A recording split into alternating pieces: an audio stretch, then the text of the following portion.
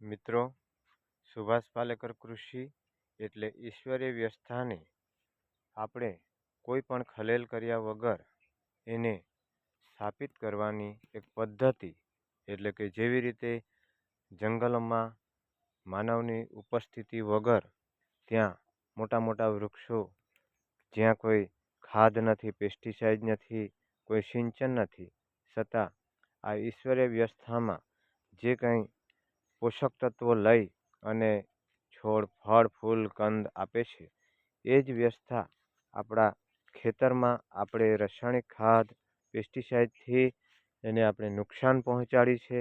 એને ફરી પાછી આપણે ફળદ્રુપતા લાવવા માટે દેશી ગાયના ગોબર અને ગૌમૂત્ર દ્વારા જે જીવામૃત આપણે બનાવી સીધા જમીનમાં આપવાથી કાષ્ટ પદાર્થોનું વિઘટન કરવાવાળા સૂક્ષ્મ જીવાણુ અને અળસિયાની એક ભૂમિકા હોય છે. તેનાથી આપણી જમીન ફળદ્રુપ બનતી હોય છે. તો ચાલો આ વ્યવસ્થા આપણે ઓછા ખર્ચ ઘટાડીએ અને પર્યાવરણનું પણ એમાં જતન થશે. તો ચાલો મિત્રો, આ અદ્ભુત વ્યવસ્થા અહીં નિહાળીએ અને આપણે પણ આ કૃષિ અપનાવીએ. તો ચાલો, જય કિસાન સુભાષ પાલેકર કૃષિ વડિયા એક મુલાકાત.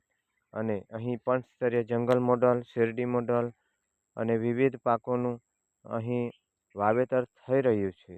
તો ચાલો, દર રવિવારે અહીં તાલીમ ખેડૂતોને આપવામાં આવે છે.